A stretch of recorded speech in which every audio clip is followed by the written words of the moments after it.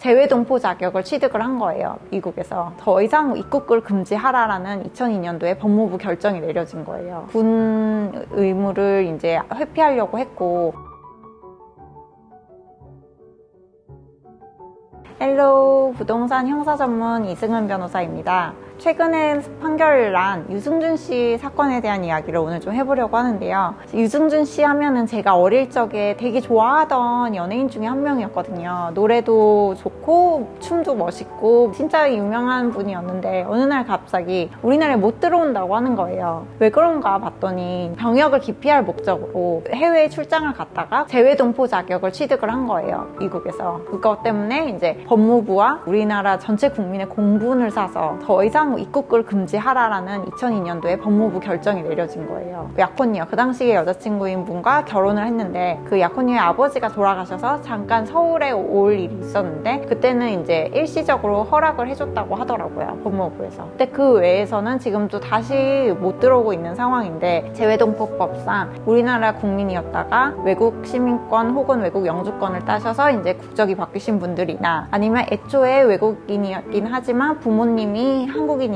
재외동포 발급 비자가 나오시는 분들이 주로 취득하는 비자가 F4 비자인데 그 비자를 받기 위해서 사증 발급을 신청을 하는데 영사관에서 이걸 계속 거부한다고 하더라고요. 대법원에서는 이 발급 거부한 게 적법하지 않다라고 결론이 나왔어요. 최근에 항소심 판결에서 이제 유승준 쪽 그 손을 들어준 판결이 나와서 뉴스에 엄청 많이 나오고 있는데요. 오늘은 이제 최근에 항소심에서 유승준 편을 들어준 그 비자 소송에 관련된 이야기를 좀 해보겠습니다.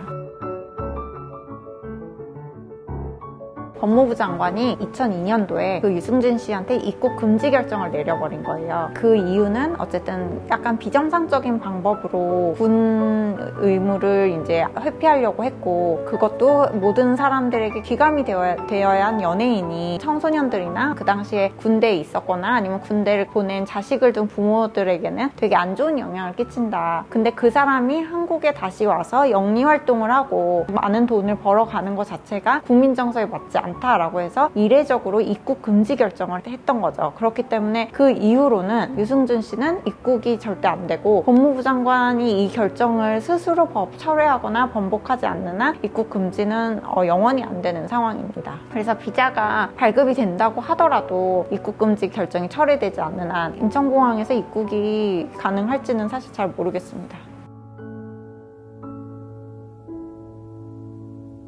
그 행정소송에서 되게 중요한 거는 어쨌든 절차적 위법성이랑 실체적 위법성 이 두 가지가 있는데 실체적 위법성인 것은 어쨌든 유승준의 비자 발급을 거부한 것 자체가 정당한가라는 거를 판단하는 거고 절차적 위법성은 그 유승준의 비자 발급 자체의 절차에 문제가 없느냐 이걸 판단을 하는 건데 대법원에서는 절차적 위법성이 있다고 판단을 했어요. 어떤 부분이 절차적으로 위법했냐면 이 영사관 직원이 유승준 아버지한테 전화를 했다고 해요. 그래서 그 당시가 2015년도였는데 13년 전인 2002년도에 법무부 장관이 입국금지 결정한 게 아직 안 풀렸으니까 사증 발급을 해줄 수 없다. 제출한 자료 그냥 반환해주겠다. 이런 식으로 전화에 통보를 한 거죠. 그 행정 처분의 가장 중요한 거는 서면으로 어떤 처분을 해야 되는 게 있거든요. 긴급한 사유가 있거나 아니면 되게 경미한 사안인 경우만 제외하고는 대부분 서면으로 해야 되는데 그렇게 하지 않은 이유가 없음에도 서면으로 하지 않고 그냥 전화 통보를 했다고 해서 이게 절차적으로 위법하다라고 판시를 한 거죠. 근데 사실 아직 이제 대법원 판결이 남아있고요. 그대로 결론이 유승준 승소로 확정이 될 경우에는 사실 어떻게 보면은 비자 발급을 안 해줄 이유가 더 이상 없는 거죠. 만약에 비자 발급을 똑같은 이유로 거부를 했다라고 하면은 또 소송을 걸 테고 소송을 걸게 되면은 행정처분의 기속력이라는 게 있어서 사실 법원의 판단 자체를 그대로 따를 수밖에 없게 되고요. 그 유승준에게 비자 발급을 해주게 될 것 같습니다.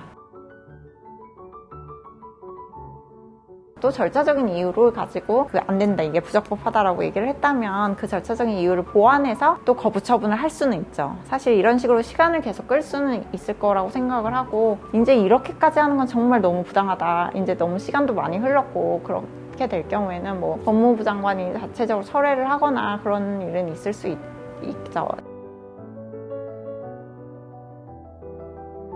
실제로 며칠 전 나왔던 항소심 판결의 경우에도 지금 판결문 자체가 아직 등재가 되지 않아서 제가 보기가 좀 접근이 어려운 그런 상황도 있기 때문에 이거에 대해서 구체적으로 이제 가치 판단은 좀 유보하도록 하고, 대법원을 가거나 아니면 이 사건이 확정이 되면 제가 이 사건에 대해서 다시 말씀을 드릴 수 있는 기회가 있을 거라고 생각을 합니다. 그래서 그때 다시 뵙는 걸로 하고, 제 영상이 도움이 많이 되셨다면 구독, 좋아요 부탁드릴게요. 감사합니다.